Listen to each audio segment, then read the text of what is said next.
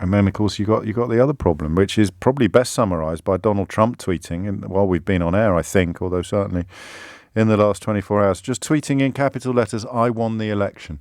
Now, there have been times over the last few years when I've described to you the sheer scale of the dishonesty, the sheer dismantling of objective truth. When I've talked about throwing a coin in the air and shouting heads and tails, there's always been a little voice in the back of my head thinking, I hope I'm wrong, or even more importantly, I might be wrong. With Trump, it was tough. I think, when he moved from flirting with fascism to fully consummating the relationship, I felt many, many more people than did would abandon him. Clinging on to the carcass of the idea that he's anything other than utterly disgusting is currently being undertaken by a surprising number of people. But when he tweets, "I won the election," it's not just a lie. I mean, it's so utterly at odds with observable reality that it is like saying the moon is made of cheese. Now, it doesn't matter who you are or how many capital letters you use, the moon will never be made of cheese. Donald Trump will never win the 2020 American election. It is utterly, utterly bogus.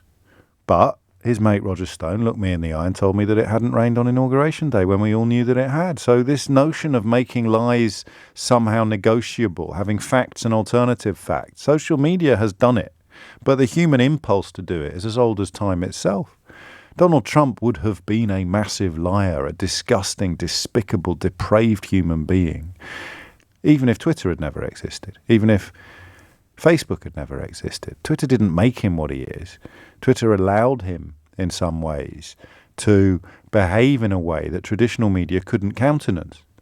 Even Fox News now has had to acknowledge some semblance of reality. It sticks on a few headbangers still claiming that the moon's made of cheese. But, even there comes a point that you can't sustain the lie any longer. And yet on social media you can. So he couldn't go on the telly and say, "I won the election," without somebody saying, "Hang on a minute, mate, let's just run through the facts here, shall we?" But on Twitter, he can just tweet, "I won the election." And you can like it. You can retweet it. You can love it. Deep down it's not true, but you're not ready yet to admit it because it keeps upsetting the other lot so much when he lies. Even though it's you he's lying to now.